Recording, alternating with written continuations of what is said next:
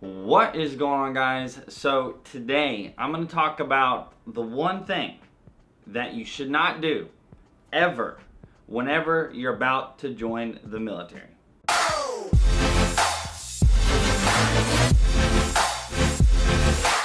So I may have talked about this some in the past in some various, videos where, things you shouldn't do with your recruiter and XYZ, all this type of stuff. But I keep getting, DMs and emails and comments and stuff about people doing this very same issue. And so because I have like a continual, new, subscriber base and new people joining the military, you may not be, thinking about this. This may be you in the coming weeks or months. And some of you may not have ever heard this before. And so just me telling you not to do this, hopefully is going to keep you from doing this. And this is one of those videos where the Army would get mad at me or be like, oh my gosh, I can't believe Matt Ward is making this video or whatever.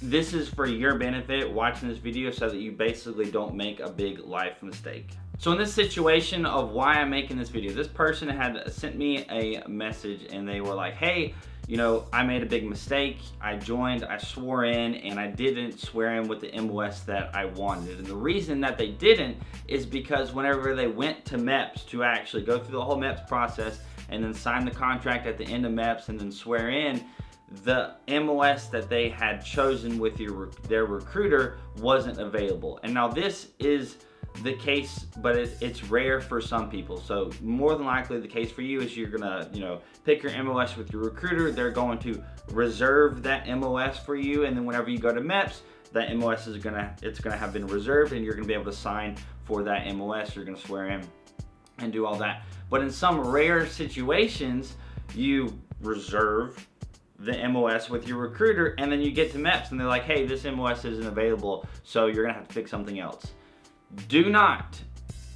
Don't do what this person did, which is be like, kind of get pressured into making a decision right then on a different MOS that they didn't choose. Like, unless there's another alternative that you want and you're like, okay, I'd be okay with doing this one, just don't do it. You can come back to MEPs later. Essentially they kind of screwed you over. The reason that this happens is sometimes, in the between when you get that job reserved, that MOS reserved, there might be somebody on active duty or something who may have got, have priority over you, and then them switching and kind of taking over that position, and then that kind of takes away your slot. All right, so that is the rare situation from what I understand, why that is the case. Somebody essentially active duty kind of took your slot because they kind of have priority in a sense. So that's why that could happen. But in this case, this person kind of got pressured into joining under a different MOS. I believe they did cook, and the reason that they did cook is because it had a good bonus, and they were joining the reserves, and they were like, hey, it's not going to be a big deal. You're just going to be drilling 1 week in a month in an MOS that you don't like or something like that. Not saying cook is bad, but if you're going for what they were going for, cook is not anywhere in the ballpark. And so what happened is, because this individual, and for a lot of you, you're probably gonna feel this same way, because most people who join the military, you're not gonna be super old. You're not gonna be really okay with telling like a superior, maybe somebody who's in the military at MEPs or something, or just one of those individuals who a lot of times are pretty rude. They're not the nicest people, in my opinion, at MEPs. MEPs was it's just a sucky experience, and those people being rude is part of that. So with them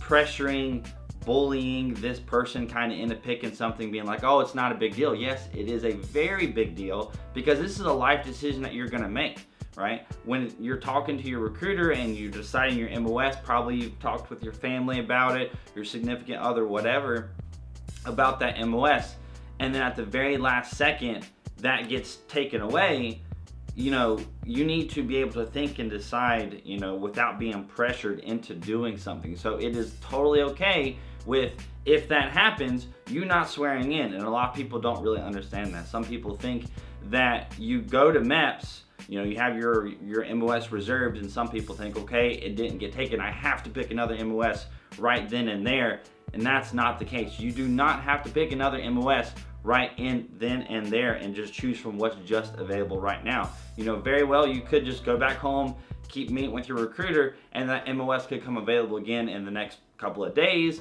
next couple of weeks, or a couple of months, depending on, you know, the time frame and all kinds of different variables or whatever. But if you're willing to wait for it, then you can definitely do that. And do not make the mistake of going to MEPs or in any situation joining into an MOS where you've kind of been just completely pressured into doing that, joining for the bonus, or just joining because you get to MEPs and then, you know, they take that MOS away and you just kind of pick something else just because it's available. Do not do that.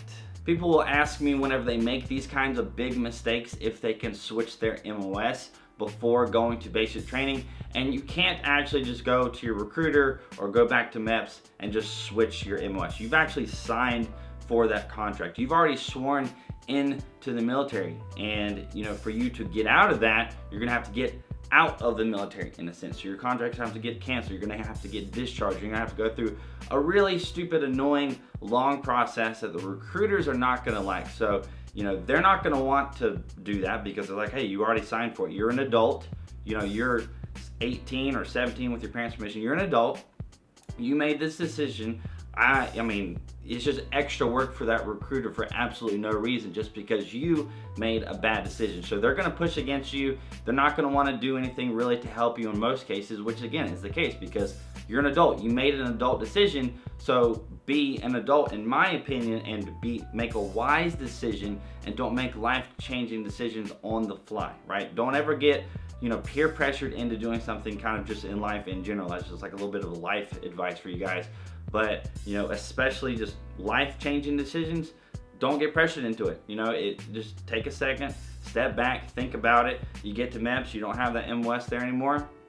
Be like, okay, I don't want this. You know, I might think about doing this one MOS, but I'm not about to swear in and sign this contract right now because, you know, they didn't hold up their end of the bargain. So you're like, okay, I'm not gonna do this. So for those of you right now who are watching this video, that are still watching this video at the end of this video, and you know, you've never heard me say anything like this before, I hope that this helps you out because, you know, most likely it's not gonna be you that goes to MEPS and your MOS isn't gonna be available, but it happens regularly enough to where some of you watching this right now, it could be you, right? So somebody watching this video right now, more than likely, you're gonna go to MEPS and the MOS isn't gonna be available. Or you're just gonna go to the recruiter's office and the MOS isn't gonna be available right now. But if that's the one that you super duper want and you don't want anything else and there's no other options for you, then if you're okay with waiting a couple days, weeks, or months to get that MOS, that's totally possible.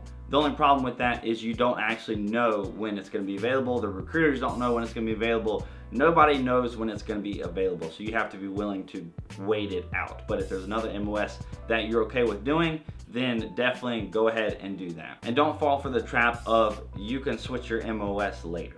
It's just not going to be the case for 99% of people. So that is going to be it for this video. I really do hope, sincerely, that this video helped some of you guys out. It maybe could have even changed some of your lives coming up here in the next couple weeks, months, or years, or whatever. But if it did help you out, hit that like button. That would be awesome. If you want to check out some more of my videos, hit that subscribe button. That would be even better. Follow me on Instagram and Snapchat if you haven't already. Hope you guys have an amazing freaking day, and I will see y'all later.